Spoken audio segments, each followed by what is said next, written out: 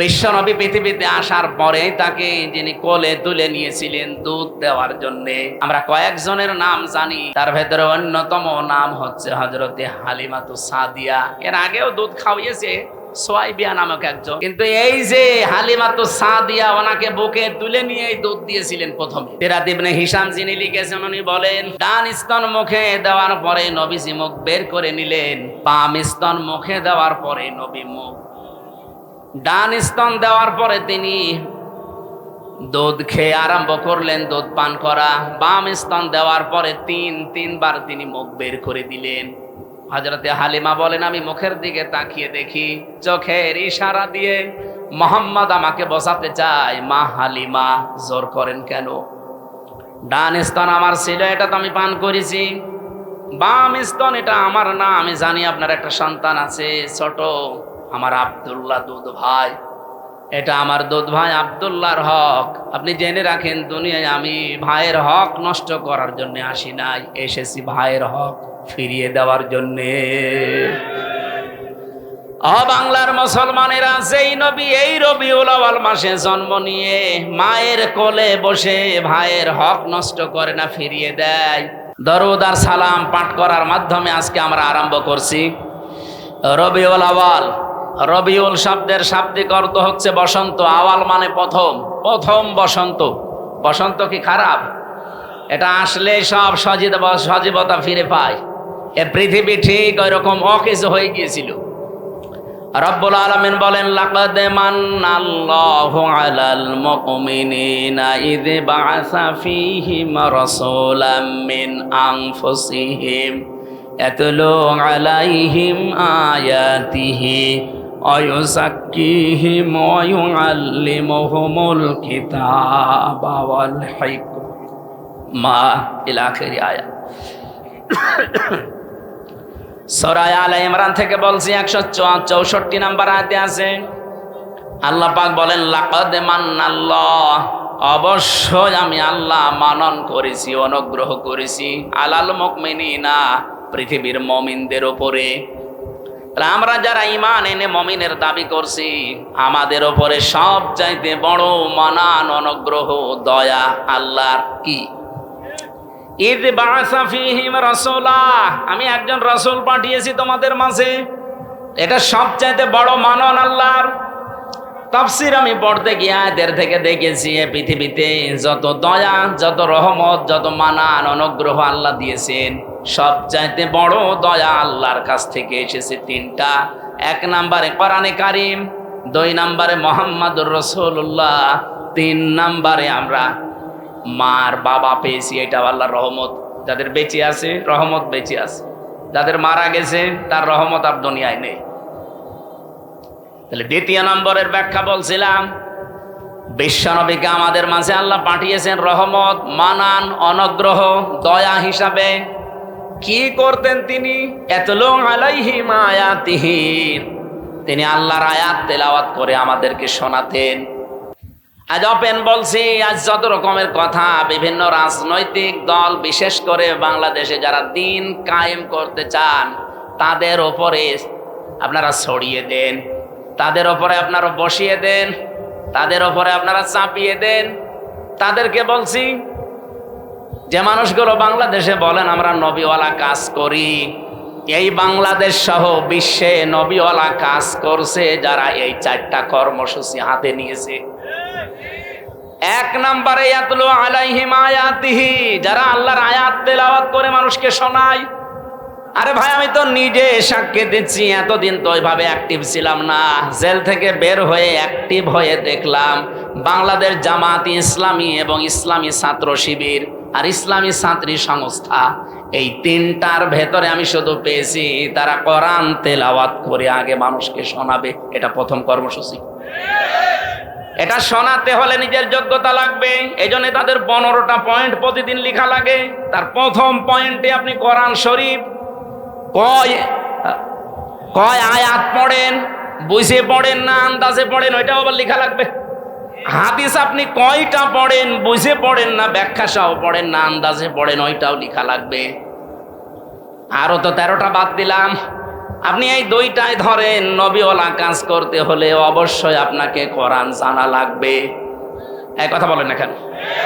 বাংলাদেশ জামাত ইসলামীতে যোগ দিতে হলে আপনাকে যদি আস্তে আস্তে উপরে উঠতে হয়, মাস্ট বি কোরআন জানা লাগবে।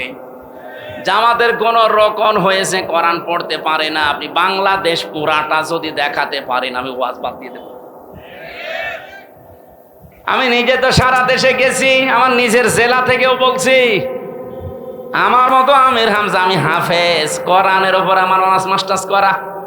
আমার রকম হতে গিয়ে যিনি দায়িত্বে এসেছিলেন ঢাকা থেকে 120টা প্রশ্ন করিস। আমার মতো মানুষ 120টা প্রশ্ন, কোরআন কেন্দ্রিক প্রায় 20টা, পরিবার নিয়ে 20টা। এতদিন পর্দার ওয়াজ করেছি, কিন্তু খাস পর্দা কি এটা আমি নিজেও ওভাবে মানতাম না। অক্টোবরের 13 তারিখে রোকন হওয়ার পর থেকে আমি বাস্তবে দেখেছি যে পর্দা কি জিনিস আর কেন করা লাগে। জামাত ইসলামীর কথা আমি এই জন্যে বলছি, বাংলাদেশে 73টা সংগঠন আছে, দল আছে। কোন দলে আপনি কাজ করলে জামাত কর্মী মানে সমাজকর্মী, অন্য দলের কোন কর্মী মানে সমাজকর্মী আমি পাইনি। এ তো জামাত ইসলামের কর্মী হতে হলে আপনাকে আগে সমাজকর্মী হওয়া লাগবে। এটা বানিয়ে বললাম? আপনি সারা বাংলাদেশে 56,000 বর্গ মাইলে যেখানেই জামাত কর্মী দেখবেন, সে শুধু কর্মী না, আর দেখবেন সে সমাজকর্মী। তার যতটুকু ইনকাম আছে ওই টাকা দিয়ে হলেও, দলীয়ভাবে হলেও, এলাকার মানুষকে নিয়ে হলেও সে সামাজিক কোনো কর্মকাণ্ডের সাথে দেখবেন লেগে আছে। এই জন্যে আমরা গ্যারান্টি দিতে পারি, বাংলাদেশে জামাত ইসলামীতে ছোট থেকে বড় পর্যন্ত যারা আছে কেউ চাঁদাবাজি করে না। রবিউল আউয়াল মাসের যে 12টা শিক্ষা বলছিলাম না, তার একটা শিক্ষা আছে। আমরা শেষ পর্যন্ত ঘন্টাখানিক কথা বলতে চাই, থাকবেন তো? গুরুত্বপূর্ণ কিছু তথ্য নিয়ে আসবো ইনশাআল্লাহ। আমার ভাইরা, খুব অল্প সময়ের ভেতরে যেহেতু কথা শেষ করা লাগবে, নবীওয়ালা কাজ করতে হলে 4টা কর্মসূচি হাতে নেওয়া লাগে। 1 নাম্বার, আপনি আল্লাহর আয়াত তেলাওয়াত করে মানুষকে শোনাবেন, দাওয়াত দেবেন। এটা জামাত ইসলামীর ভেতরে আমি পেয়েছি। এই জন্য নবীওয়ালা কাজ যদি কেউ করে তাহলে দেশে জামাত ইসলামী করছে। 2 নাম্বারে ওই যাক্কিহিম, তারা পবিত্রকরণ। এই যে সংস্কার বলছেন, এটা এই শব্দ থেকে নেওয়া। সংস্কার তো 1 বছর 1 মাস হয়ে গেল, যা আশা করেছিলাম কিছুই হয়নি। শুধু নাটোরে ডিসি গেছে কুষ্টিয়ায়, কুষ্টিয়ারটা কুমিল্লায়, মাল তো সব একই আছে। আমরা চাই যে দায়িত্ব ভার নিয়ে আপনি বসেছেন, এটা যেন কিছুদিনের ভেতরে অন্তত আমাদের দেখান, নয়তো আমরা বিশ্বাস হারিয়ে ফেলছি। অন্তত সংস্কার এবং দৃশ্যমান কয়েকটা বিচার দেখান। এক কথা বলেন না কেন? যে একটা মহিলার সিদ্ধান্তের কারণে 2000 মানুষ অলরেডি বিদায় নিয়েছে। এটা সরকারি জরিপ। বেসরকারি জরিপ হচ্ছে 3432 জন। এতগুলো মানুষ যার কারণে দুনিয়া থেকে এই 24 সালেই বিদায় নিল, আর এই 15.5 বছর তো বাদই দিলাম। এখনো পর্যন্ত প্রায় 40,000-এর উপরে মানুষ বিভিন্ন হাসপাতালের বেডে, বাড়িতে কাতরাচ্ছে। একটা মানুষের কারণে যদি এরকম ক্ষতি হয়, তো তার কিছু করা দরকার না? আমরা চাই খনি হাসিনার দৃশ্যমান বিচার যেন এদেশে তাড়াতাড়ি করা হয়, নয়তো আবার খেয়েও খনি হাসিনা হয়ে উঠবে। অনেকে আশা প্রকাশ করছে। আজকে একটা মিছিল হয়েছে ঢাকাতে, পিঠের ওপরে বাম্বু গেছে, তখন আবার সোজা হয়ে গেছে। আজকে বিকালবেলা দেখবেন ফজলুর রহমান ফজু সাহেব উনি সংবাদ সম্মেলন করে বলছে, আমি জামাতকে কালো দল বলি নাই, এটা মুখ স্লিপ হয়ে বেরিয়ে যেতে পারে, আমি বলি নাই। আমার মনে হয় কেউ পেছন দিয়ে কিছু দিয়েছে।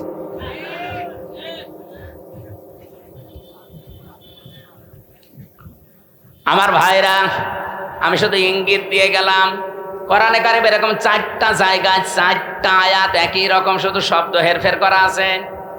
সূরা বাকারা 129 নম্বর আয়াত, সূরা বাকারা 152 নম্বর, 151 নম্বর আয়াত, সূরা আলে ইমরান 164 নম্বর আয়াত, আর সূরা জুমা 2 নাম্বার আয়াত, এই 4টা জায়গায় একই কথা আছে যে নবীওয়ালা কাজ করতে হলে এইগুলো করা লাগে। যারা এ দেশে করছে আপনি নির্দ্বিধায় বিশ্বাস করতে পারেন কোরআনের সাথে তাদের মিল আছে, তারাই মাত্র নবীওয়ালা কাজ করছে। আল্লিমুহুমুল কিতাব, 3 নম্বরে তারা কিতাবের শিক্ষা ব্যবস্থা চায়। এই বাংলাদেশে যতগুলো আন্দোলন হচ্ছে আল্লাহর কোরআনকে শিক্ষা ব্যবস্থায় নিয়ে যাওয়ার জন্য, আপনি তাকান এই যে 15 বছরের ভেতরে একটা বিষয় দেখবেন, আগে 5 এবং 8-এ বৃত্তি পরীক্ষা হতো, 100 মার্কের কোরআন হাদিস থাকতো, সেটাই 15 বছরে পোড়াটা তুলে দিয়েছে একটাও। আমরা দাবি জানিয়েছি, আমরা আহ্বান জানাচ্ছি, যেহেতু আপনি 2 জন নবীর নাম নিয়ে বসে আছেন, ডক্টর মোহাম্মদ ইউনুস, কয়জন নবীর নাম? মোহাম্মদ ইউনুস, 2 নবীর নাম নিয়ে আছেন, অন্তত এই কাজটা করে যান যাওয়ার আগে, যে আমরা 1 থেকে মাস্টার্স পর্যন্ত দেশে এই কোরআনের 100 মার্কের কম্পালসারি সাবজেক্ট চাই। এই চান না এটা? সেদিন বাংলাদেশ জাতীয়তাবাদী দলের নেতা, ওনার কাছ থেকে আহ্বান পেয়েই তিনি এসেছিলেন। বাংলাদেশের পথিতযশা যারা আলেমে দিন আছে বড় বড়, ডক্টর কাজী ইব্রাহিম, মুফতি ইব্রাহিম, এরপরে শায়েখ আহমদুল্লাহ, এরপরে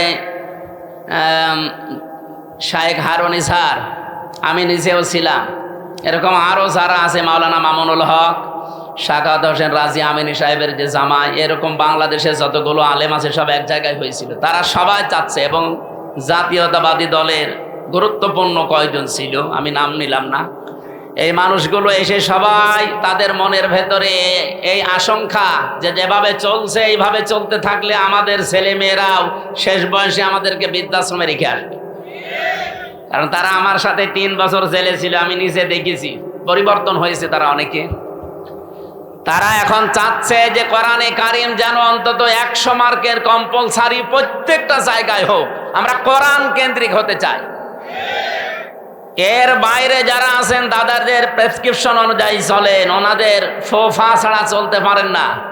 আপনার কপালে কিন্তু আমার মনে হয় ফজুর মতো গালিগালাজ খাওয়া লাগবে। দেখেন না আজকে কি গাল দিয়েছে, ওই ফজু বেরিয়ে আয়, একটা কথা হলো। আলেমদের বিরুদ্ধে কথা বলার ফল এটা।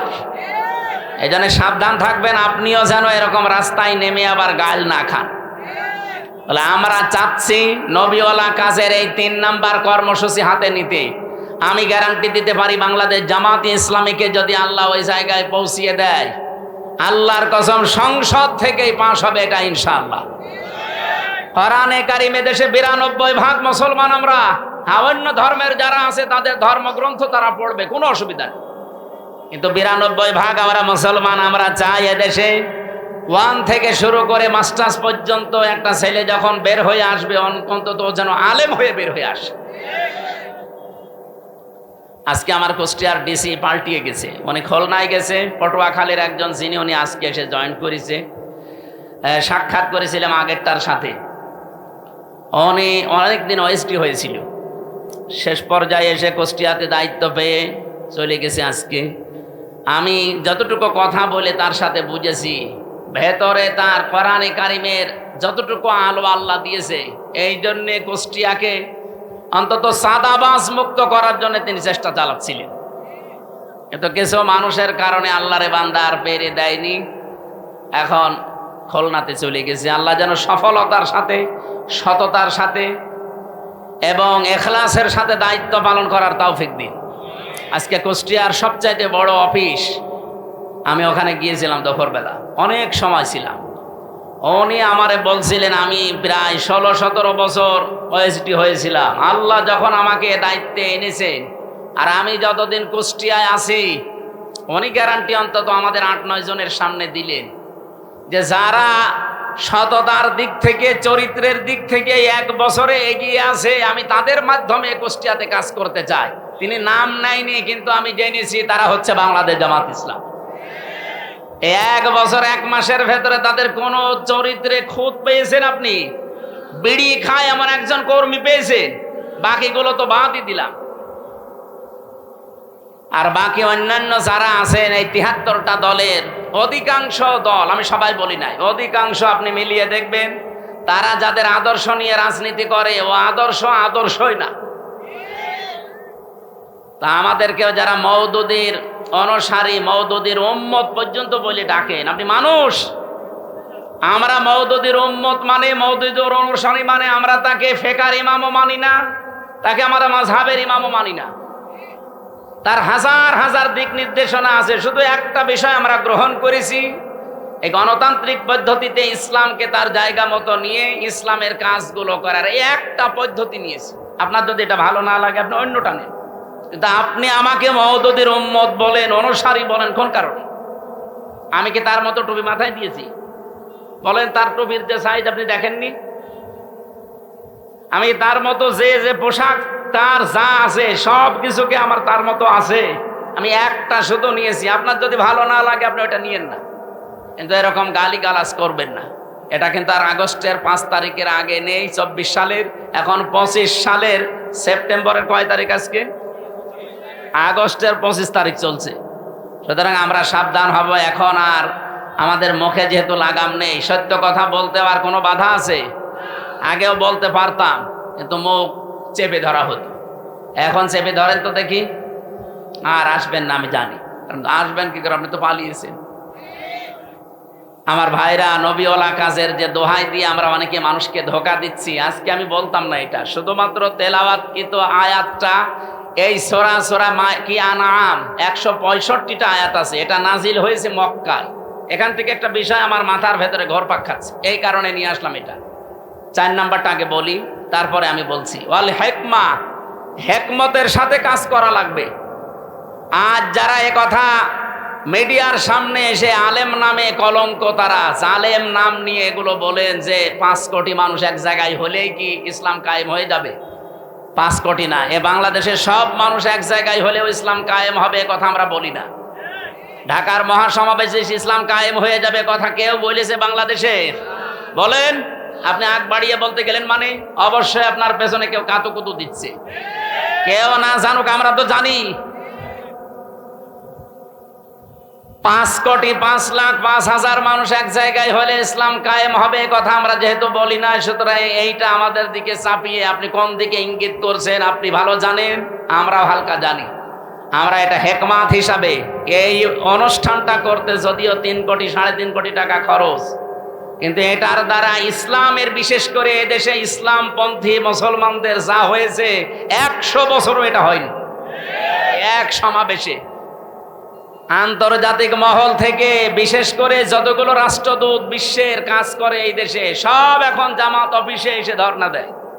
আপনি দেখেছেন প্রতিদিন বাংলাদেশে বিভিন্ন দেশের রাষ্ট্রদূত, বিভিন্ন দেশের উপপ্রধানমন্ত্রী পর্যন্ত এসে দেখা করে যাচ্ছে। এমনি করে তারা।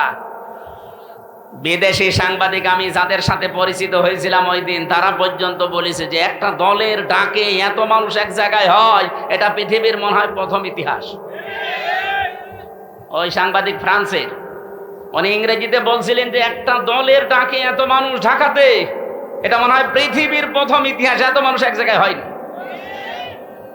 গত 2 দিন আগে ভারতের তামিলনাড়ুতে বিজয় থালাপতি নাকি যেন নাম, ওনার নামটা আমি ভালো জানি না, বিজয় থালাপতি এরকমই দেখলাম পত্রিকায়, উনি ডাক দিয়েছে 4 লাখ মানুষ এসেছে।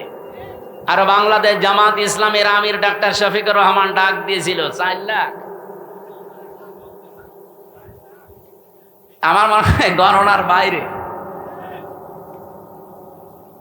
তাই আপনি কি মনে করছেন যে এই সমাবেশ যদি বাংলাদেশের আর ৭৩টা দল আছে, যে কোনো দলকে করতে দেন তো 3 কোটি টাকা না, আমি 30 কোটি টাকা তাদেরকে বলবো খরচ করতে, তাও তারা এর অর্ধেক মানুষ নিয়ে আসতে পারবে না।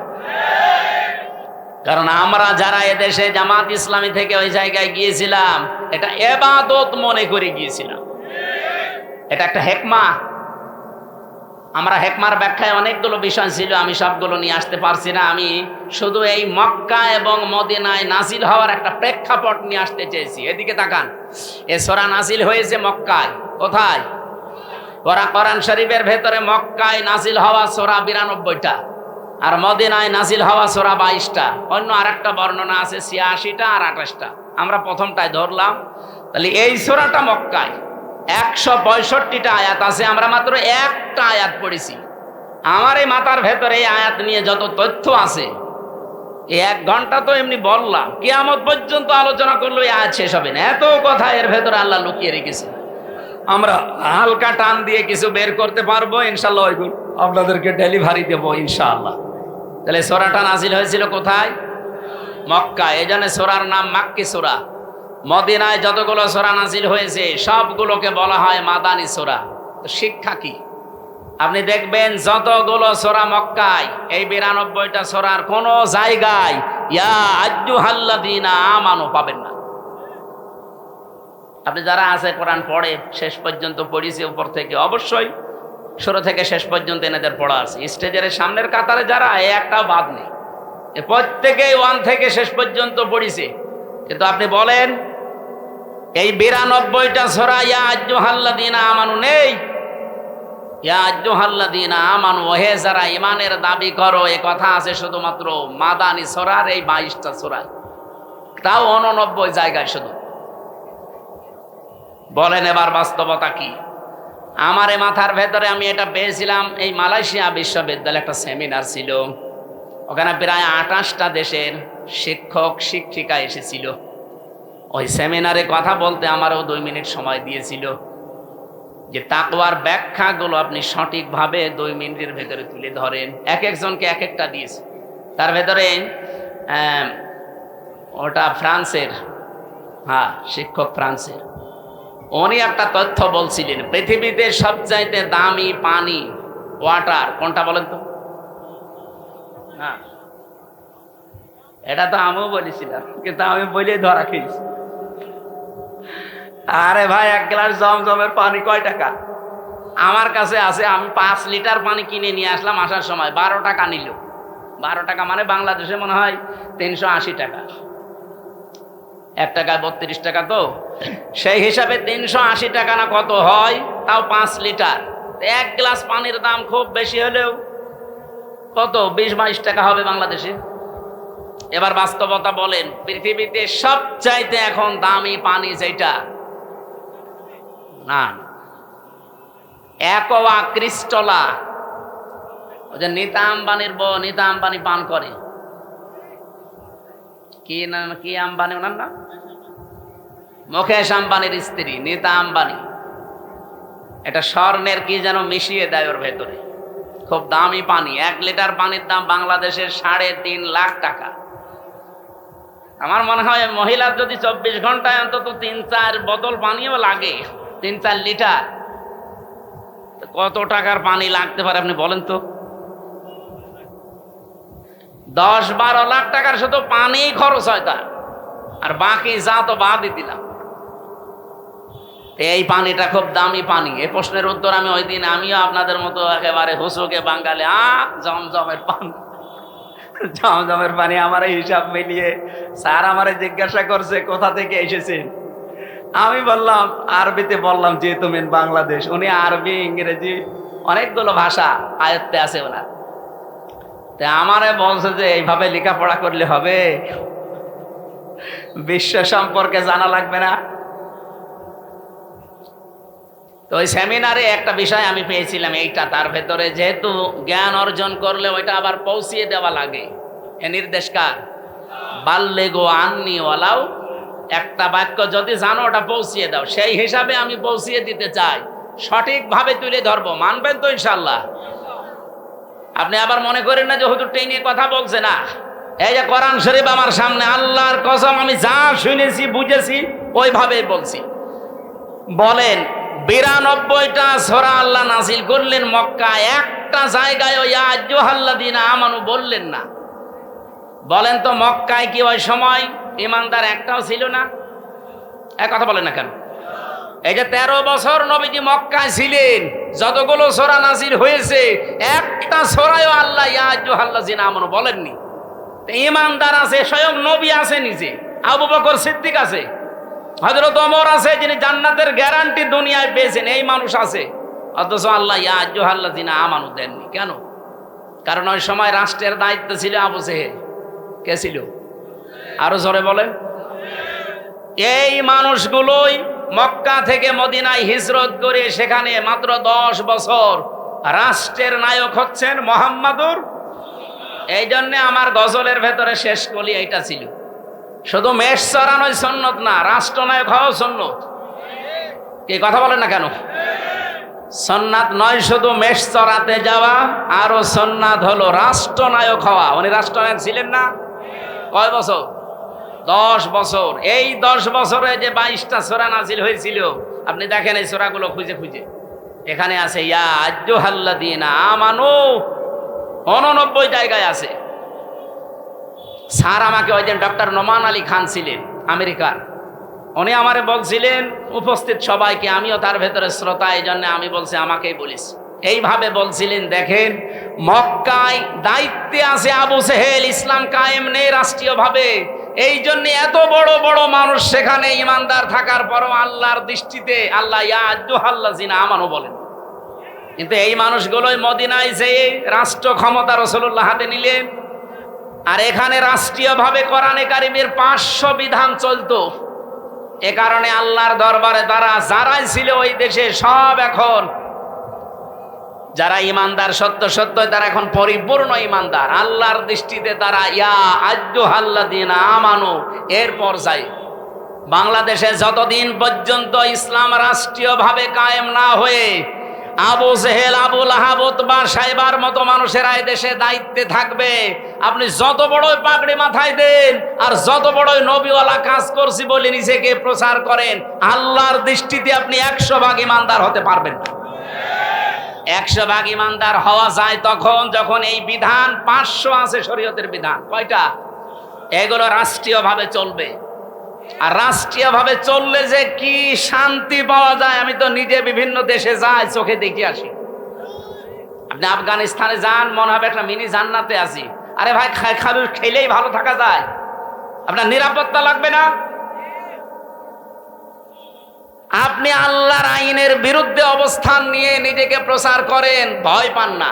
এজন্য কোরআন জানিয়েছে ওয়া কাইফা আখাফু মা আশরাকতুম ওয়ালা তাখাফুনা আন্নাকুম আশরাকতুম বিল্লাহ মা লাম ইউনাজ্জিল বিহি আলাইকুম সুলতানা ওয়া কাইফা আখাফু। আমি কেমন করে ভয় করব? তোমরা যাদেরকে আল্লাহর সাথে শরীক করো তাদের বিষয়ে আমি কেমন করে ভয় করব, অথচ তোমরা আল্লাহর সাথে শরীক করে ভয় করো না। আমরা আল্লাহর আইন জমিনে কায়েম করতে গিয়ে বিভিন্ন উল্টাপাল্টা নাম শুনি, গালিগালাজ শুনি, হুমকি ধামকি পাই, কেন ভয় করব?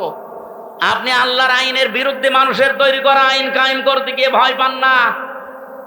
আর আমরা ভয় পাইব মানে আপনার পক্ষে কোনো দলিল আছে? বলে, আপনি যার আইন দুনিয়ায় কায়েম করতে চান তার পক্ষে কোনো দলিল আছে? তার চরিত্র আছে? তা আমরা যার আইনের কথা বলি, যার আইন কায়েম করতে চাই, আল্লাহর কসম কোনো ভয় আমাদের অন্তরে আর নেই। কারণ আমাদের নিরাপত্তার দায়িত্ব ডক্টর ইউনূসের। কার? ফাজ্জুল ফারিকাইনি আহাক্কু বিল আমনি। আহাক্কু ইসমে তাফসীর।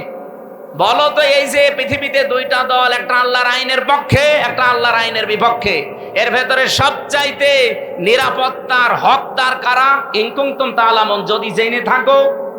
এই জন্য আমি 2 দিন আগে বাংলাদেশ জামাত ইসলামী কর্তৃক আয়োজিত এই যে কুষ্টিয়াতে হরিনারায়ণপুর ইউনিয়নে একটা সমাবেশ ছিল, আমাকে মেহমান করে নিয়ে যাওয়ার পরে আমি বলেছিলাম আগামীতে বাংলাদেশে যে নির্বাচন আসতেছে, যে ভোট আসতেছে, একটা হচ্ছে ইসলামের পক্ষে, একটা শয়তানের পক্ষে।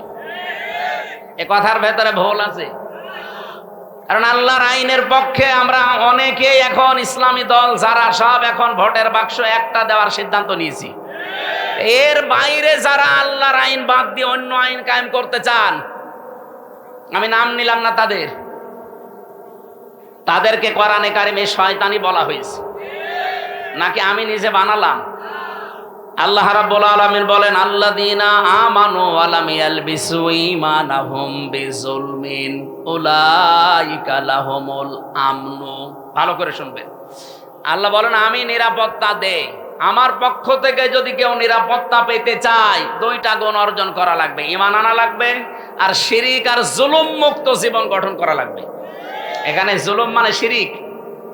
আমি এই আয়াতটা মিলিয়েছিলাম সূরা আলে ইমরানের সাথে, অমাং দাখলাহু কানা আমিনা। যখন আমার মা আমার সাথে ছিল, বললাম যে মা, এই যে এইটা মাকামে ইব্রাহিম, ইব্রাহিম আলাইহিস সালামের যে পায়ের চিহ্ন এখনো আছে। উনি অনেকক্ষণ দাঁড়িয়ে দাঁড়িয়ে ঘুরছিলেন আর দেখছিলেন। তো ওখানে একটা আয়াত শোনালাম, মা নিজেও পড়ছিল, অমাং দাখলাহু কানা আমিনা, যে আল্লাহর এই আয়াতের ভেতরে, এই এরিয়ার ভেতরে যারা আসবে তারা নিরাপত্তা পেয়ে যাবে। এ কথা কার?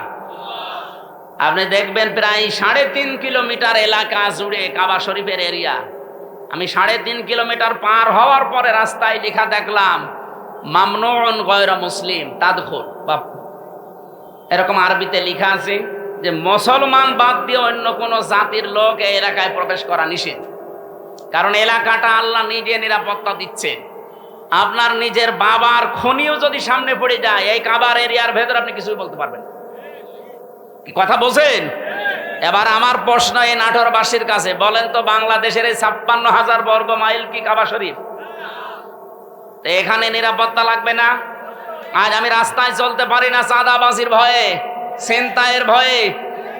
গত পরশুদিন আমার ঘরের পাশে এসির তার কেটে নিচ্ছে দিনের বেলা, সিসি ক্যামেরা লাগানো আছে। আমি জমান নামাজ পড়তে গেছি, ওই সময় সিসি ক্যামেরায় দেখলাম 1:31 বাজে, তার মানে নামাজে দাঁড়িয়েছি অলরেডি। ওই সময় চোর কাটতেছে, একটা তার কেটে ও হয়তো নেশাখোর কয় টাকায় বিক্রি হবে, 200-300, অথচ ওটা লাগাতে 7,000 টাকা লাগবে। ও কাটতেছে, আমি 30 সেকেন্ডের ভিডিও ওসি সাহেবকে বললাম, এই যে দেখেন তো। ও তো জানে না যে ক্যামেরা লাগানো আছে, ও ধান্দায় কাটতেছে। ওসি সাহেব বলছে ঠিক আছে, আমি শনাক্ত করতে পেরেছি, দেখছি। আল্লাহ, বিকালে বলছে হুজুর ধরে ফিরেছি। বিকালে ধরা পড়ার পরে জিজ্ঞাসা করলাম কি, বলছে আচ্ছা করে পিটালাম। বলছে এর আগেও 2 বার কেটেছিলাম। তার মানে ঠিকই বলেছি, এর আগেও 2 বার কেটেছি। কি করলেন? বছরে চালান দিয়ে জেলে পাঠিয়েছি। এই যে এই লোকটা দিনের বেলায়, আমার নিরাপত্তা নেই, আমার জিনিসের চুরি হয়ে যাচ্ছে। আর এই রাতে এখন এই 10:30 11টায় কুষ্টিয়া পর্যন্ত নিরাপদে বাড়ি যেতে পারবো কিনা সে গ্যারান্টি এখন আমার হাতে আছে নেই। তাহলে এই 56,000, এখান থেকে কুষ্টিয়া মাত্র 60 কিলো এই জায়গা থেকে, তাহলে 56,000 বর্গ মাইল, প্রায় 1250 কিলোমিটার এদিক ওদিকে, এত বড় বিশাল এরিয়া, কাবা শরীফের মতো নিরাপত্তা দেওয়া লাগবে না? এটা তো ডক্টর ইউনূসই পারবে নাকি? বলেন বলেন। আল্লাহ রাব্বুল আলামিন বলেন উলাইকা লাহুমুল আমনু, এই যে উলাইকা দিয়েছেন। এই বাংলাদেশের 56,000 বর্গ মাইলের দিকেই মনে হচ্ছে আল্লাহ এভাবে আঙ্গুল দিয়েছেন। এই মানুষগুলোই নিরাপত্তার হকদার, যদি তারা সত্যি ঈমান আনতে পারে নির্ভেজাল ভাবে, আর তারা ঈমানের সাথে জুলুমকে, তার মানে শিরিককে মিশ্রণ না করে। বাংলাদেশে নিরাপত্তার সাথে চলতে হলে দেশ শিরিক মুক্ত করা লাগবে। যত শিরিক পৃথিবীতে আছে 120 প্রকার পর্যন্ত আমি পড়েছি, সবচাইতে বড় শিরিক হচ্ছে আল্লাহর আইনের সাথে শিরিক করা। সুতরাং এই দেশে আমরা আল্লাহর আইনকে যারা প্রতিষ্ঠা করতে চাই, তাদের জীবন শিরিক মুক্ত। আল্লাহর আইনের বাইরে অন্য কোন আইন, যারা বাবার আইন, স্বামীর আইন, চাচার আইন, দাদার আইন, ব্রিটিশের আইন কায়েম করতে চান, আপনি শিরিক করছেন। আপনি নিরাপত্তায় থাকতে পারবেন না। আমাদের নিরাপত্তা তো মাস্ট বি আছে। আমরা মরে গেলেও শহীদ, বেঁচে থাকলেও গাজী, এরকম একটা শপথ বাক্য নিয়েই দুনিয়ায় বেঁচে আছি। কুলিন্না সলাতি ওয়া নুসুকি ওয়া মাহইয়ায়া ওয়া মামাতি লিল্লাহি রাব্বিল আলামিন। নবী আপনি বলেন, আমার নামাজ, আমার কোরবানি, আমার বেঁচে থাকা, আমার মরে যাওয়া, সব আমি আল্লাহকে দিয়েছি। এই কথা বলেই কিন্তু রাস্তায় আসা লাগে। যারা শপথ বাক্য পাঠ করে রোকন হতে হলে এ আয়াত পড়ায় না? যারা পড়িয়েছে আপনি জিজ্ঞাসা করেন, আমারে তো পড়িয়েছে, আমারে আমিরে জামাত জেলখানায় পড়িয়েছে। বলছে এখানে পড়িয়ে দিলাম, বাইরে যেয়ে নতুন করে ঝালাই করবা। এসে আমি আবার এই 7-8 মাস পড়াশোনা করে, পরীক্ষা দিয়ে, ঝালাই করে, আমাদের কেন্দ্রীয় মেহমান মোবারক ভাই এসে আমারে বলছে, বলো কুলিন্না সলাতি। অথচ এই আয়াত সেই ছোটবেলা থেকে পড়ছি। তো ওই দিন পড়ার পর থেকে একটা আলাদা জিনিস আল্লাহ আমাকে দান করেছে। বলেন সুবহানাল্লাহ। আমার ভাইরা, আমি যে কথাটা তুলে আনতে চেয়েছিলাম, বাংলাদেশে এই 54 বছরে এখনো পর্যন্ত আল্লাহর বিধান একটাও চলছে না। সুতরাং আল্লাহর দৃষ্টিতে আমরা এখনো পরিপূর্ণ কামিল মুমিন হতে, আপনি জোর করে দাবি করলেও হবে না। এটা তো বলা লাগবে কোরআন আর হাদিসের দৃষ্টিতে। 92টা সূরাতে আল্লাহ ডাক দিলেন না, অথচ মক্কা ইমানদার ছিল, কিন্তু দায়িত্বে ছিল আবু জেহেল। কে ছিল? কিন্তু মদিনায় যাবার পরে আল্লাহর বিধান কায়েম করে দায়িত্বে ছিল রাসূলুল্লাহ। তাহলে বাংলাদেশেও রাসূলুল্লাহর খাঁটি উম্মত যারা আল্লাহর আইন চায় সৎ লোকের, এই বিধানগুলো দিয়ে 500 আইন যেদিন বাংলাদেশে কায়েম হবে, সেই দিন এই দেশের মানুষ বুক ফুলিয়ে বলতে পারবে আমি ইমানদার। তাদেরকে আল্লাহ ডাক দেবেন, ইয়া আইয়ুহাল্লাযীনা আমানু। আমার কথা মনে হয় আমি অল্প সময় হলেও বোঝাতে পেরেছি। তাহলে এই দেশে ইমানদার হয়েও যদি এখন মারা যেতে চান পরিপূর্ণ কামেল মুমিন ইমানদার, তাহলে এই দেশে ইসলাম কায়েমের আন্দোলন করা নফল না ফরজ? আরো জোরে বলেন। সবাইকে আল্লাহ আমার এই কথা শোনার পরে নিয়ে আসবে, বিষয়টা এমন না। সূরা শুরার শেষের দিকে আছে 13 নম্বর আয়াতে আল্লাহ পাক বলেন, আনা কিমুদ্দিন ওয়ালা তাতাফাররাকু ফি, দিন কায়েম করো, এ বিষয়ে কোনো মত পার্থক্য ফতোয়াবাজি মতবিরোধ করবা না। নবী আপনি এ কথা বললেই সবাই দলে দলে আসবে তা না। কাবুর আলাল মুশরিকিনা মা তাদউহুম ইলাই, আপনি যেদিকে মানুষকে ডাকেন দিন কায়েম করার জন্য, সবচাইতে বেশি খারাপ লাগবে কথাটা শুনলে মুশরিকদের। আমি কি বানিয়ে বললাম? কাবুর আলাল মুশরিকিনা মা তাদউহুম ইলাই, নবী যেদিকে ডাকেন মানুষকে যে দিন কায়েম করা লাগবে, এটা ফরজ, সব নবী করেছে, সবাই আসবে না। মুশরিকদের কাছে সবচাইতে বেশি খারাপ লাগবে। তা আমরা দিন কায়েমের কথা বললে আপনি ট্যাগ দেন কোন কারণে? আপনি কি মুশরিক? আপনি মুশরিক না, আপনি আসতেও চান না কেন সে কথাও আল্লাহ পরে শেষের দিকে দিয়েছে।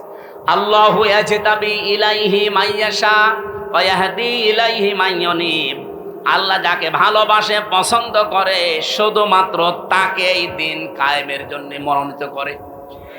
ওয়া ইয়াহদি ইলাইহি মাইয়ুনিব, এবং যে মন থেকে আল্লাহর দিকে ফিরে আসতে চায়। সুতরাং বাংলাদেশে এই 18 কোটি মানুষের ভেতরে গত পরশু দিনের একটা জরিপ বলছি, এখন প্রায় 7 কোটি 20 লাখ মানুষ অন্তত ডাইরেক্ট ইনডাইরেক্ট ভাবে দিন কায়েম হোক এটা চাচ্ছে। 18 কোটির ভেতরে 7 কোটি 20 লাখ। আমি আশা করছি আর 1 বছর যেতে দেন, যদি ডবলও হয়ে যায় তাও কত কোটি হবে? 14 কোটি, 40 লাখ। বাকি যারা আছে কিয়ামতের আগেও আর আপনাদের আশা স্বপ্ন পূরণ হবে না। এই জন্যে ফজর মতো, হাবিবের মতো, হারুন ভাইয়ের মতো মানুষকে লাগিয়ে দিয়েছে। এরা এই 15.5 বছরে কোনোদিন এদের মুখে রাজাকার রাজাকার শুনি নাই, আল বদর মৌলবাদী শুনি নাই। হঠাৎ করে এদেরকে লাগিয়েছে এই কারণে, কারণ আমি নিজে তাদের সাথে দেখেছি, তো তারাই গোপন কথা আমারে বলে দিয়েছে। 3 বছর ছিলাম একাধারে, তাদের বহু গোপন কথা আমি জানি। এতদিন বলে না, এখন হঠাৎ করে এই ভাঙা বাইক বাঁচিয়ে বাংলার মানুষকে বিভ্রান্ত করতে চাচ্ছেন। তারা ভালোভাবে জানে যে যেভাবে আসতেছে মানুষ ইসলামের দিকে, একামতে দিনের দিকে, এভাবে যদি ঝুঁকতে থাকে, আর একবার যদি 300 এমপির ভেতরে 151 জন আল্লামা সাইদি সাহেবের মতো, মাওলানা নিজামের মতো, আলী হাসান মোহাম্মদ মুজাহিদের মতো মানুষ মাত্র 151 জন এবার চলে যেতে পারে, ওরা 5 বছর লাগবে না, 1 বছরে যা করেছে, আর ক্ষমতা হাতে পেলে 2 বছরে ওরা যা করবে কিয়ামত পর্যন্ত আমরা চেয়ারের মুখ দেখতে পারবো। এইটাই বাস্তবতা। আমি একেবারে কাছে থেকে এই কথাগুলো শুনেছি, এটা ডেলিভারি দিয়ে দিলাম, আপনারা প্রচার করেন যা। সুতরাং ফজর মুখে এবং হাবিব ভাইয়ের মুখে চুনকালি পড়বে। আজকে কয় তারিখ? 25। আর মাত্র 5 দিন পর একটা অনুষ্ঠান আছে আমার, এই যে মোলাডুলি পাশে, মোলাডুলের পাশে ঈশ্বরদী থানার ভেতরে। আল্লাহর ওলিরা না এটা বন্ধ করে দেবে, বলেন সুবহানাল্লাহ। আরে ভাই, এতদিন মসজিদের মেম্বারে দাঁড়িয়ে এই কথাগুলো বললে আপনারা বলতেন যে বিশাল সাহসী হুজুর, অথচ খালি সময়ের পরিবর্তে এই কথাগুলো এখন বললে আপনি বলেন যে মসজিদ কি রাজনীতি করার জায়গা? কি আশ্চর্য! মসজিদে যদি রাজনৈতিক কথা বলা না যায়, তো মসজিদে কি করবে? আপনি মসজিদে নববীতে যান, এখনো মেহরাবটা আছে, ওখানে উপরে আজান দেয়, নিচে অস্ত্র রাখার জায়গা। মেহরাব মানে কি? অস্ত্রাগার, যেখানে অস্ত্র রেখে দেয়, ইমাম সাহেব তার উপরে দাঁড়ায়, খুতবা দেয়, জাতিকে সতর্ক করে।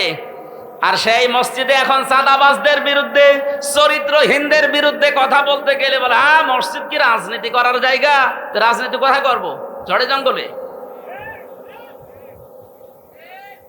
সম্মানিত উপস্থিতি, আমি মক্কা এবং মদিনায় সূরা নাযিল হওয়ার প্রেক্ষাপটে যতটুকু বুঝেছিলাম ডক্টর নোমান আলী খান হাফিজাহুল্লাহর বক্তব্য থেকে আমি ডেলিভারি দিয়েছি। আশা করছি আপনি বুঝেছেন। এবার আপনার বিবেকের বিষয়, এদেশে সত্যি সত্যি ইমানদার পরিপূর্ণ যদি আল্লাহর দৃষ্টিতে হতে চান, রাষ্ট্রীয়ভাবে ইসলাম কায়েম করার জন্য সর্বাত্মকভাবে চেষ্টা করা লাগবে। আর সবাইকে আল্লাহ নিয়েও আসবেন। আল্লাহ যাকে পছন্দ করে এবং যে মন থেকে আসতে চায়, তাকে দিয়ে আল্লাহ এই কাজ করাবে। সুতরাং এই 7,20,00,000 মানুষকে আমার মনে হয় আল্লাহ পছন্দ করে ফেলেছে। বাকি যাদেরকে এখনো পছন্দ করেনি, তারা লাইনে থাকেন, সিরিয়াল করেন, একটা একটা করে আসেন। এই কথা বুঝতেছেন? এবার আসেন তো সূরা মায়েদার এই আনআমের 50 নম্বর আয়াতটা আমরা পড়েছি। নবীকে নিয়ে যে কথাগুলো এই মাস আসলে এখন বলা হবে, নবী গায়েব জানে, বিভিন্ন জিনিসের কথা তার উপর চাপিয়ে দেওয়া হয়, সেইটাই আল্লাহ জানিয়েছেন। হে নবী, আপনি বলেন, কুল্লা আকুলু লাকুম ইনদি খাযাইনুল্লাহ, যে বলেন আমার কাছে আল্লাহর ধনভাণ্ডার নেই। ওয়ালা আলামুল গায়বা, আমি গায়েব জানি না। ওয়ালা আকুলু লাকুম ইন্নী মালাক, আর আমি দাবি করি না যে আমি ফেরেশতা।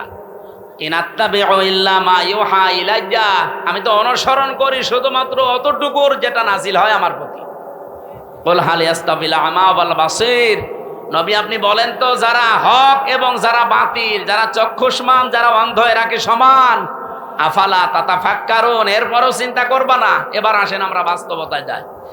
বাংলাদেশে যেহেতু রবিউল আউয়াল আসলে দুইটা জিনিস সামনে চলে আসে, একটা মিলাদ আর একটা সিরাত।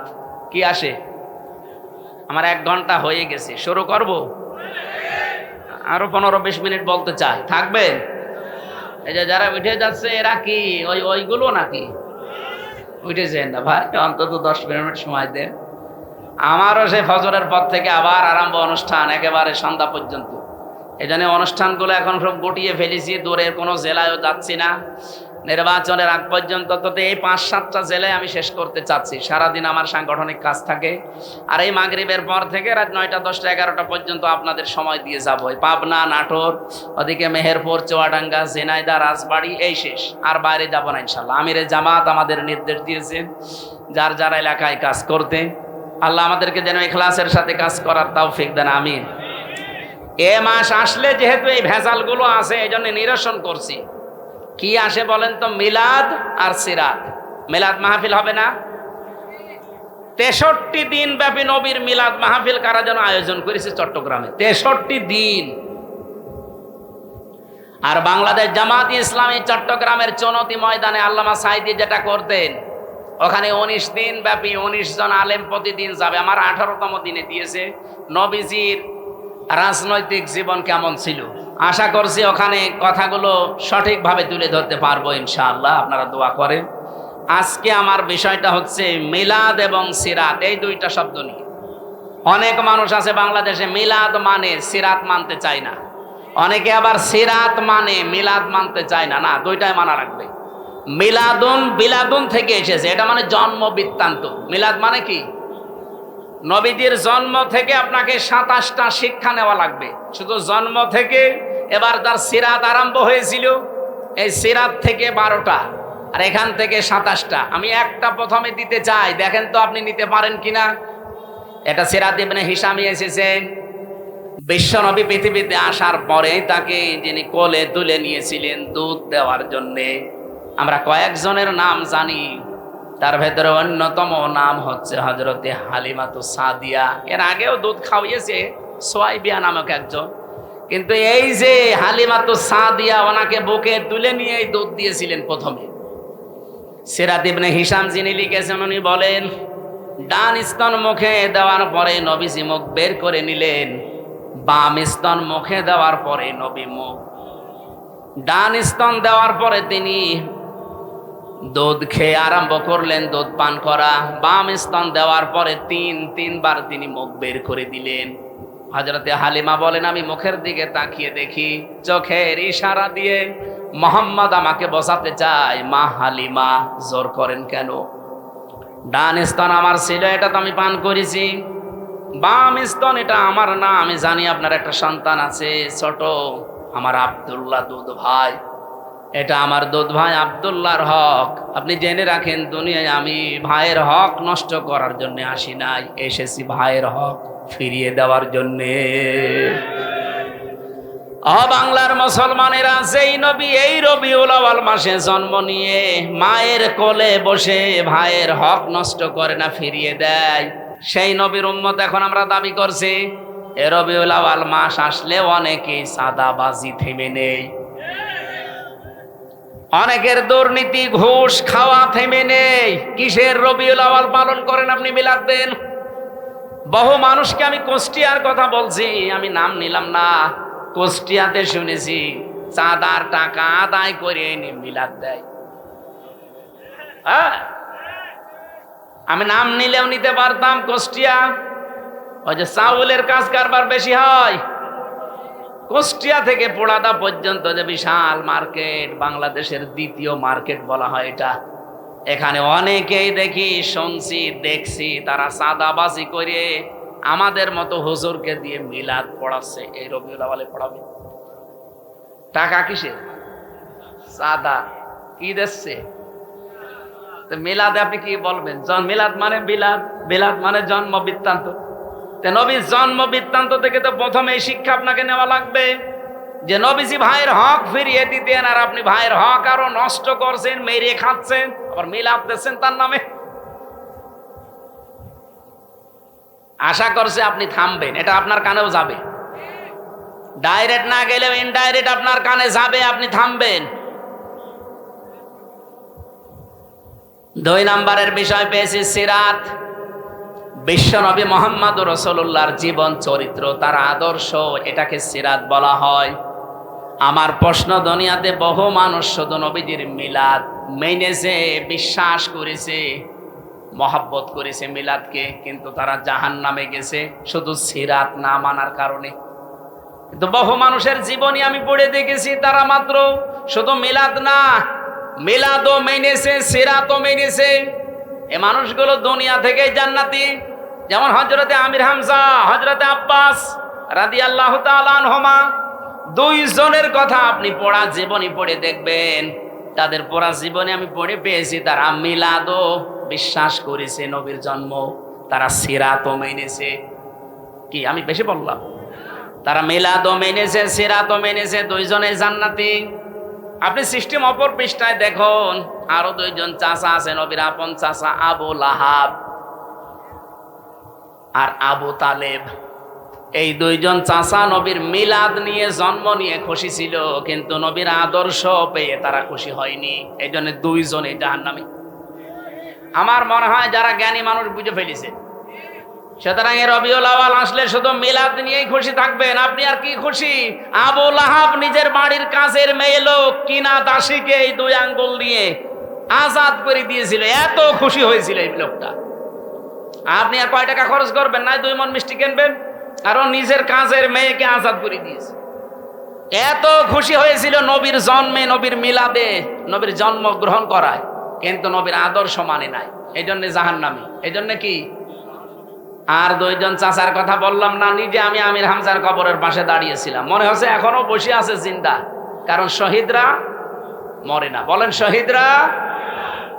এই হিসাবে বিশ্বাস করি বাংলাদেশ জামাত ইসলামীর যে 11 জন কেন্দ্রীয় নেতাকে ফাঁসি দিয়েছে, জেলখানায় হত্যা করেছে, প্রত্যেকটা শহীদ, কেউ মারা যায়নি, সবাই আল্লাহর জান্নাতের খাবার খাচ্ছে। কারণ তাদেরকে কেউ যদি বলে মরিয়ে গেছে, তার কবিরা গুনাহ হবে। ওয়ালা তাহসাবান্নাল্লাযীনা কুতিলু ফি সাবিলিল্লাহি আমওয়াতা, তোমরা কেউ ধারণাও করবা না, মুখে তো বলবাই না। ওয়ালা তাকুলু লিমা ইউকতালু, মুখে তো বলা যাবে না, ধারণাও করা যাবে না। এটা সূরা বাকারায়, সূরা আলে ইমরানে 2 জায়গায় আছে। মুখে বলা যাবে না, ধারণাও করা যাবে না যে শহীদ হয়েছে যারা মরে গেছে। আল্লামা শহীদ দেলাওয়ার হোসাইন সাইদি রহমতুল্লাহ আলাই। উনি কি মরে গেছে না শহীদ হয়েছে? বলেন বলেন। আল্লামা সাইদি তুমি মরনি, শহীদ হয়েছ তুমি এটাই জানি। বলেন বলেন। আল্লামা সাইদি তুমি মরনি, শহীদ হয়েছ তুমি এটাই জানি। কাবা শরীফের পাশে যে এই গজলটা যে বানিয়েছিল তাশরিফ, এই ছেলেটা ছিল আমার সাথে। আমার ছোট মেয়েকে কোলে নিয়ে ওই কাবার পাশে বসে বসে বলছিল। আমার মনে হচ্ছে যে কাবা শরীফে যে সাইদি সাহেব একবার ঢুকেছিল না, মনে হচ্ছে উনি ঢুকতেছে। কারণ শহীদ যারা হয় আমরা সবাই বিশ্বাস করি এরা মরে। আরো জোরে বলেন। এখন প্রশ্ন আসতে পারে, তাহলে শহীদ তো অনেকেই মরেছে, অনেকেই মেরে ফেলা হয়েছে, তাদেরকে অনেকে শহীদ বলতে চায় না। জিয়াউর রহমানকেও মেরে ফেলা হয়েছে, মুজিবুর রহমানকেও মেরে ফেলা হয়েছে, দুইজনকে মেরে ফেলা হয়নি। আমি আজ পর্যন্ত আপনি শুনেছেন কোনদিন যে শহীদ শেখ মুজিবুর রহমান? কেউ বলে। শহীদ জিয়াউর রহমান বলে। আমি আশা করব শহীদ জিয়ার যে আদর্শ ছিল, উনি যে মনোভাব নিয়ে রাজনীতি করতেন, বাংলাদেশে যারা বিএনপিতে আছেন তার মনোভাবে ফিরে আসেন। তিনি সারা জীবন ছিলেন ভারতের বিরুদ্ধে। আপনি তার জীবন পড়ে দেখেন, সারা জীবন তিনি ভারতের আগ্রাসনের বিরুদ্ধে ছিলেন। আর আপনি কি দল করেন যে দাদাদের কথা ছাড়া নড়তে পারেন?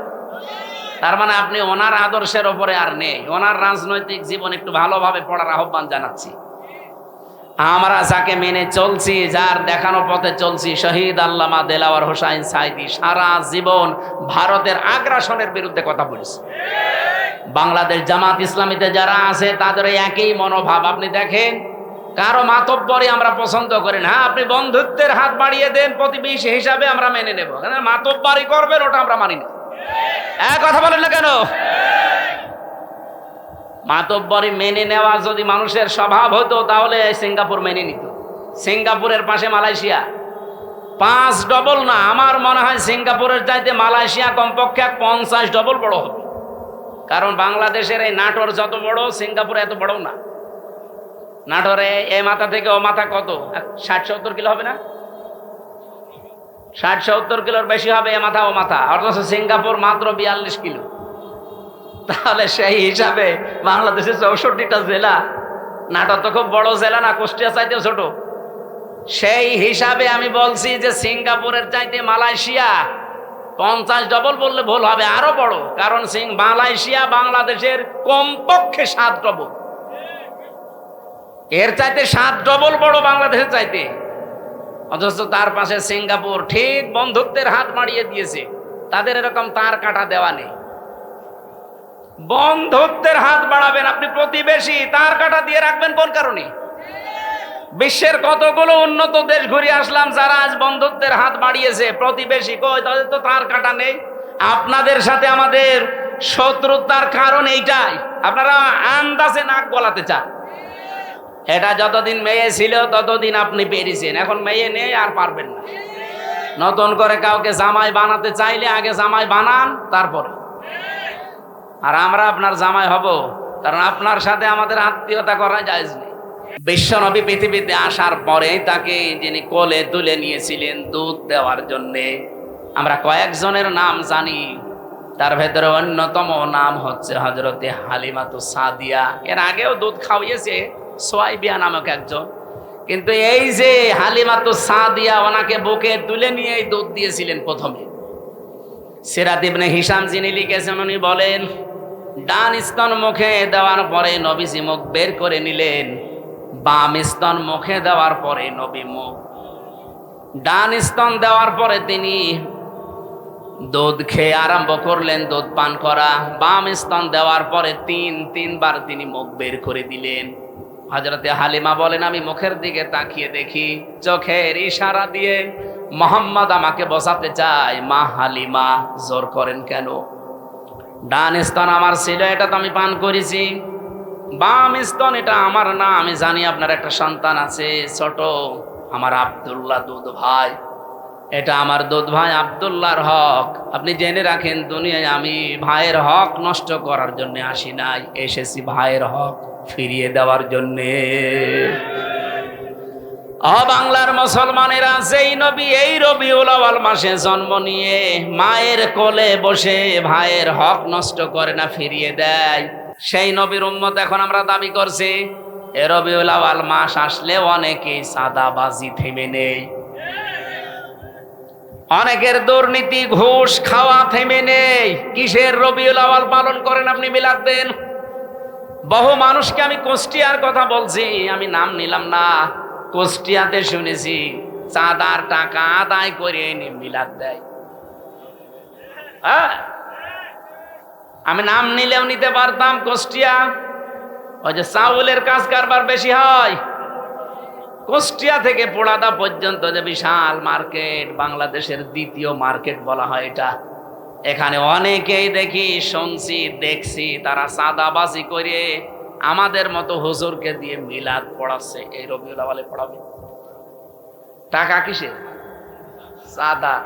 কি দিচ্ছে? মিলাদে আপনি কি বলবেন? মিলাদ মানে বিলাদ, বিলাদ মানে জন্ম বৃত্তান্ত। নবীর জন্ম বৃত্তান্ত থেকে তো প্রথমে এই শিক্ষা আপনাকে নেওয়া লাগবে যে নবীজি ভাইয়ের হক ফিরিয়ে দিতেন, আর আপনি ভাইয়ের হক আরো নষ্ট করছেন, মেরে খাচ্ছেন, আবার মিলাদ দিচ্ছেন তার নামে। আশা করছে আপনি থামবেন, এটা আপনার কানেও যাবে, ডাইরেক্ট না গেলেও ইনডাইরেক্ট আপনার কানে যাবে, আপনি থামবেন। 2 নম্বরের বিষয় পেয়েছি সিরাত। বিশ্বনবী মুহাম্মদুর রাসূলুল্লাহর জীবন চরিত্র, তার আদর্শ, এটাকে সিরাত বলা হয়।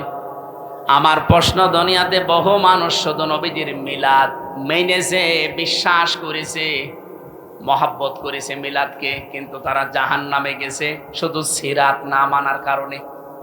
কিন্তু বহু মানুষের জীবনী আমি পড়ে দেখেছি, তারা মাত্র শুধু মিলাদ না, মিলাদও মেনেছে, সিরাতও মেনেছে। এই মানুষগুলো দুনিয়া থেকেই জান্নাতি। যেমন হযরতে আমির হামজা, হযরতে আব্বাস রাদিয়াল্লাহু তাআলা আনহুমা, 2 জনের কথা আপনি পড়া জীবনী পড়ে দেখবেন। তাদের পড়া জীবনে আমি পড়ে পেয়েছি, তারা মিলাদও বিশ্বাস করেছে, নবীর জন্ম, তারা সিরাতও মেনেছে। কি আমি বেশি বললাম? তারা মিলাদও মেনেছে, সিরাতও মেনেছে, 2 জনে জান্নাতি।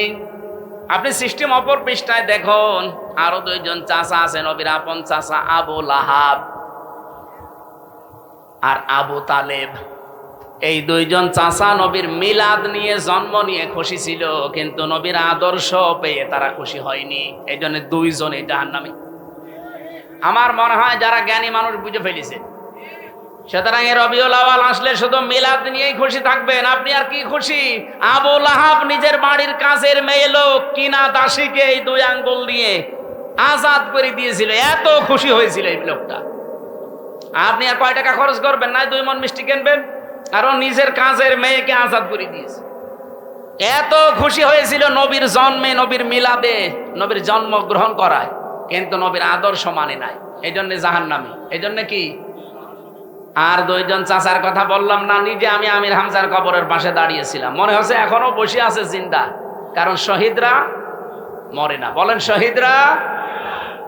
এই হিসাবে বিশ্বাস করি বাংলাদেশ জামাত ইসলামীর যে 11 জন কেন্দ্রীয় নেতাকে ফাঁসি দিয়েছে, জেলখানায় হত্যা করেছে, প্রত্যেকটা শহীদ, কেউ মারা যায়নি, সবাই আল্লাহর জান্নাতের খাবার খাচ্ছে। কারণ তাদেরকে কেউ যদি বলে মরিয়ে গেছে, তার কবিরা গুনাহ হবে। ওয়ালা তাহসাবান্নাল্লাযীনা কুতিলু ফি সাবিলিল্লাহি আমওয়াতা, তোমরা কেউ ধারণাও করবা না, মুখে তো বলবাই না। ওয়ালা তাকুলু লিমা ইউকতালু, মুখে তো বলা যাবে না, ধারণাও করা যাবে না। এটা সূরা বাকারায়, সূরা আলে ইমরানে 2 জায়গায় আছে। মুখে বলা যাবে না, ধারণাও করা যাবে না যে শহীদ হয়েছে যারা মরে গেছে। আল্লামা শহীদ দেলাওয়ার হোসাইন সাইদি রহমতুল্লাহ আলাইহি, উনি কি মরে গেছে না শহীদ হয়েছে? বলেন বলেন। আল্লামা সাইদি তুমি মরনি, শহীদ হয়েছ তুমি এটাই জানি। বলেন বলেন। আল্লামা সাইদি তুমি মরনি, শহীদ হয়েছ তুমি এটাই জানি। কাবা শরীফের পাশে যে এই গজলটা যে বানিয়েছিল তাশরিফ, এই ছেলেটা ছিল আমার সাথে। আমার ছোট মেয়েকে কোলে নিয়ে ওই কাবার পাশে বসে বসে বলছিল। আমার মনে হচ্ছে যে কাবা শরীফে যে সাইদি সাহেব একবার ঢুকেছিল না, মনে হচ্ছে উনি ঢুকতেছে। কারণ শহীদ যারা হয় আমরা সবাই বিশ্বাস করি এরা মরে। আরো জোরে বলেন। এখন প্রশ্ন আসতে পারে, তাহলে শহীদ তো অনেকেই মরেছে, অনেকেই মেরে ফেলা হয়েছে, তাদেরকে অনেকে শহীদ বলতে চায় না। জিয়াউর রহমানকেও মেরে ফেলা হয়েছে, মুজিবুর রহমানকেও মেরে ফেলা হয়েছে, দুইজনকে মেরে ফেলা হয়নি। আমি আজ পর্যন্ত আপনি শুনেছেন কোনদিন যে শহীদ শেখ মুজিবুর রহমান? কেউ বলে। শহীদ জিয়াউর রহমান বলে। আমি আশা করব শহীদ জিয়ার যে আদর্শ ছিল, উনি যে মনোভাব নিয়ে রাজনীতি করতেন, বাংলাদেশে যারা বিএনপিতে আছেন তার মনোভাবে ফিরে আসেন। তিনি সারা জীবন ছিলেন ভারতের বিরুদ্ধে। আপনি তার জীবন পড়ে দেখেন, সারা জীবন তিনি ভারতের আগ্রাসনের বিরুদ্ধে ছিলেন। আর আপনি কি দল করেন যে দাদাদের কথা ছাড়া নড়তে পারেন? তার মানে আপনি ওনার আদর্শের ওপরে আর নেই। ওনার রাজনৈতিক জীবন একটু ভালোভাবে পড়ার আহ্বান জানাচ্ছি। আমরা যাকে মেনে চলছি, যার দেখানো পথে চলছি, শহীদ আল্লামা দেলাওয়ার হোসাইন সাইদি সারা জীবন ভারতের আগ্রাসনের বিরুদ্ধে কথা বলেছে। বাংলাদেশ জামাত ইসলামীতে যারা আছে তাদের একই মনোভাব। আপনি দেখেন, কারো মাতব্বরি আমরা পছন্দ করি না। আপনি বন্ধুত্বের হাত বাড়িয়ে দেন, প্রতিবেশী হিসাবে আমরা মেনে নেব। মাতব্বরি করবেন ওটা আমরা মানি না। কথা বলেন না কেন? মাতব্বরি মেনে নেওয়া যদি মানুষের স্বভাব হতো তাহলে সিঙ্গাপুর মেনে নিত। সিঙ্গাপুরের পাশে মালয়েশিয়া, 5 ডবল না, আমার মনে হয় সিঙ্গাপুরের চাইতে মালয়েশিয়া কমপক্ষে 50 ডবল বড় হবে। কারণ বাংলাদেশের এই নাটোর যত বড়, সিঙ্গাপুর এত বড় না। নাটোরে এ মাথা থেকে ও মাথা কত, 60-70 কিলো হবে না? 60-70 কিলোর বেশি হবে এ মাথা ও মাথা, অথচ সিঙ্গাপুর মাত্র 42 কিলো। তাহলে সেই হিসাবে বাংলাদেশের 64টা জেলা, নাটোর তো খুব বড় জেলা না, কুষ্টিয়া চাইতেও ছোট। সেই হিসাবে আমি বলছি যে সিঙ্গাপুরের চাইতে মালয়েশিয়া 50 ডবল বললে ভুল হবে, আরো বড়। কারণ মালয়েশিয়া বাংলাদেশের কমপক্ষে 7 ডবল, এর চাইতে 7 ডবল বড় বাংলাদেশের চাইতে। অথচ তার পাশে সিঙ্গাপুর ঠিক বন্ধুত্বের হাত বাড়িয়ে দিয়েছে। তাদের এরকম তার কাটা দেওয়া নেই। বন্ধুত্বের হাত বাড়াবেন আপনি, প্রতিবেশী তার কাটা দিয়ে রাখবেন কোন কারণে? বিশ্বের কতগুলো উন্নত দেশ ঘুরে আসলাম, যারা আজ বন্ধুত্বের হাত বাড়িয়েছে, প্রতিবেশী কই? তাদের তো তার কাটা নেই। আপনাদের সাথে আমাদের শত্রুতার কারণ এইটাই, আপনারা আন্দাজে নাক গলাতে চান। এটা যতদিন মেয়ে ছিল ততদিন আপনি পেরেছেন, এখন মেয়ে নেই আর পারবেন না। নতুন করে কাউকে জামাই বানাতে চাইলে আগে জামাই বানান, তারপরে। আর আমরা আপনার জামাই হব, কারণ আপনার সাথে আমাদের আত্মীয়তা করা জায়েজ নেই। আপনার হচ্ছে বললাম না, মুসলমানই দেওয়া লাগবে। আমরা যে জাতি, আমাদের সাথে আপনাদের আত্মীয়তা যেহেতু জায়েজ নেই, সুতরাং প্রতিবেশী যেভাবে থাকে ওইভাবে থাকে। আমরা আপনাদের বিরুদ্ধে যাব না, কিন্তু প্রতিবেশী যখন মালিকের স্রোত ধরবেন তখন সারা জীবন বিরোধিতা করা লাগবে। এই কারণে আমরা রাসূলুল্লাহকে শুধুমাত্র মিলাদে মেনে, সিরাতে না মেনে আবু লাহাব আবু তালেবের মতো হতে চাই না। আমরা হতে চাই আমির হামজা হযরত আব্বাস রাদিয়াল্লাহু তাআলা আনহুমা। মিলাদও মানতে চাই, সিরাতও মানতে চাই। সিরাত মানবেন কোথা থেকে? 40 বছর থেকে শুরু করে 63, এই 23 বছরে 1 সেকেন্ডও বাদ দিতে পারবেন না। অনেক সময় হয়ে গেল। আজকে আমার সকালবেলা থেকে অনুষ্ঠান শুরু, ফজরের নামাজ পড়ে, মানে প্রায় কালকে 8টা হিসাব করে লিখে দেখলাম, 8টা অনুষ্ঠান কাল সারাদিন। এরপরে মাগরিবের পর আবার সিরাত অনুষ্ঠান। আমি আজকে চালাতে গেলে অনেক সময় লেগে যাবে, আমি আর চালাতে পারছি না। 1 ঘন্টা 20 মিনিট চলছে। আগামী থেকে আবার দেখবো ইনশাআল্লাহ। আল্লাহুম্মা আমিন। লা ইলাহা ইল্লা আনতা সুবহানাক ইন্নী কুনতু মিনাজ জালিমিন। রব্বুল আলামিন, বিশ্বনবী যেটা না অনেকেই সেটা মনে করে তার সাথে পর্যন্ত শিরিক করে ফেলে। এই রবিউল আউয়াল মাস আরম্ভ হচ্ছে, আমাদেরকে তুমি বাঁচাও। তাকে যেই নিয়ামত দিয়েছিলে ওহি, ইনাত্তাবিউ ইল্লা মা ইউহা ইলাইয়া, সেই ওহি অনুসরণ করার তৌফিক আমাদের দান করো। ওয়ানদির বিহিল্লাযীনা ইয়াখাফুনা ইউহশারু ইলা রাব্বিহিম লাইসা লাহুম মিন দুনিহি ওয়ালিয়্যুন ওয়ালা শাফিউন আল্লাহুম ইয়াত্তাকুন। তুমি যে কোরআন নাযিল করলে, এটার মাধ্যমে আমরা যেন সতর্ক হয়ে বাকি জীবন চালাতে পারি। মক্কায় এতগুলো ইমানদার থাকার পরও তুমি আইয়ুহাল্লাযীনা আমানু বলনি। মদিনাতে তোমার নবী কোরআনে কারিমের শাসন কায়েম করার পরে তোমার দৃষ্টিতে তারা পরিপূর্ণ ইমানদার হয়েছিল। আমাদের এই ৫৬,০০০ বর্গ মাইলে কোরআনে কারিমের এই ৫০০ আয়াত, আল্লাহ তাআলা আগামীর সংসদে ৩০০ এমপির ভেতরে ১৫১ জন যেন আব্দুল হাকিমের মতো হতে পারে। আমরাও চর্ম চোখে দেখতে চাই। ৫৬,০০০ বর্গ মাইল তোমার কালাম পোড়াটা দিয়ে চলছে। তোমার ইয়া আইয়ুহাল্লাযীনা আমানুর ভেতরে আমরাও পরিগণিত হতে চাই। মরণের আগে তুমি সেই ব্যবস্থা আমাদের মাধ্যমে করে দাও। আজকের এই সুন্দর আয়োজনে যে যুবকগুলো শ্রম দিল, এদেরকে যে মা পেটে নিয়েছে, মায়ের পেট খাদিজার মতো বানিয়ে দাও।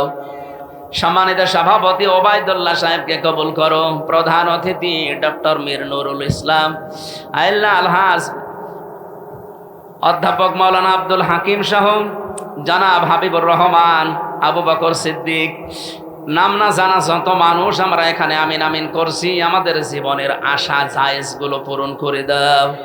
শয়তানের ধোকায় যত অন্যায় করে ফেলেছি আল্লাহ, অন্যায়গুলো ক্ষমা করে দাও। এই নাটোর, গুরুদাসপুর, বড়াইগ্রাম, লালপুর, বাগাতিপাড়া, নাটোর সদর সহ এই বিভিন্ন এলাকাতে যে মানুষটার মাধ্যমে আমি কোরআনের দাওয়াত নিয়ে আসি, বড় ভাই মোসাম্মেল হক, আল্লাহ তুমি তাকে সুস্থতা দান করো। আমার কণ্ঠটা তুমি কোরআনের জন্যে মেহেরবানি করে কবুল করে নাও। মা বোনেরা যারা পর্দা ডালে বসে আছে, আল্লাহ সামনে আমাদের উহুদের যুদ্ধ, বদরের যুদ্ধ, তাবুকের যুদ্ধ আমরা পাইনি, কিন্তু ভোট যুদ্ধ আসতেছে। আল্লাহ দল মত নির্বিশেষে আমাদের ঐক্যবদ্ধ হয়ে এই ভোট যুদ্ধে ইসলামের পক্ষে থাকার তৌফিক দাও। মেয়েদেরকে তুমি ফাতেমাতুজ জোহরার মতো বানিয়ে দাও। আমরা অনেকে অসুস্থ আছি, শেফায়ে কামেলা জেলা দাও। এলাকায় যারা কবরে আছে আল্লাহ কবরগুলো জান্নাত বানিয়ে দাও। আগে সেই 12 সাল, 13 সাল, 14 সালের দিকে যখন আসতাম, আবু বকর সিদ্দিক নামে আমার এক নাম ডাকা মামা এলাকায় ছিল। আল্লাহ সে কবরে আছে, তার কবরটাকেও তুমি মাফ করে জান্নাত দিয়ে দাও। বারাকাল্লাহু লানা ওয়া লাকুম ফিল কোরআনিল আযীম। কখন কার কাছে আজরাইল চলে আসবে জানি না। চর্ম চোখে অন্তত এটা যেন দেখতে পারি যে তোমার কোরআন দিয়ে ৫৬,০০০ বর্গ মাইল চলছে। আল্লাহ তাআলা জনাব মাওলানা আলী আকবর, যার মাধ্যমে আজকের এই আয়োজন, তার পাটা অ্যাক্সিডেন্ট করে নষ্ট হয়ে গেছে। মেহেরবানি করে শেফায়ে কামেলা আজেলা দান করো। তার বাবা মা কবরে আছে, কবরগুলো জান্নাতুল ফেরদাউস বানিয়ে দাও। তার স্ত্রী পুত্র সন্তান আদি যেগুলো দিয়েছে সহি সালামতে রাখো। আজকের মাহফিলটা হেদায়েতের জন্য কবুল করি না।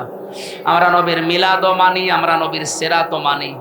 আল্লাহ আমাদেরকে আমির হামজা আব্বাস রাদিয়াল্লাহু তাআলা আনহুর মতো হওয়ার তৌফিক দাও। আমরা যেন আবু লাহাবের মতো, আবু তালেবের মতো না হয়ে যায়। আলহামদুলিল্লাহি রাব্বিল আলামিন। লা ইলাহা ইল্লাল্লাহু মুহাম্মাদুর রাসূলুল্লাহ। আমার গাড়িতে একটা বই আছে, আপনারা শিক্ষিত মানুষরা যারা এসেছেন নিয়েছেন, কাজে লাগবে। এটা কি ফরিদপুর ঈশ্বরদী মোলাডলি, ফরিদপুর ঈশ্বরদী মোলাডলি পাবনা। এখানে 31শে আগস্টে রাত 9টা থেকে আমি কথা বলবো। রাত 9টা থেকে কথা বলবো 10টা 15 বা 10:30 পর্যন্ত। যদি সময় পান, এটা হবে তো আবার নাকি মানুষকে আবার ধোকা দিয়েন না। আপনারা যদি হয় ওখানে যাবেন ইনশাল্লাহ। এই যে মোলাডলির পাশে ফরিদপুর, 31শে আগস্ট, আর 5 দিন পরে।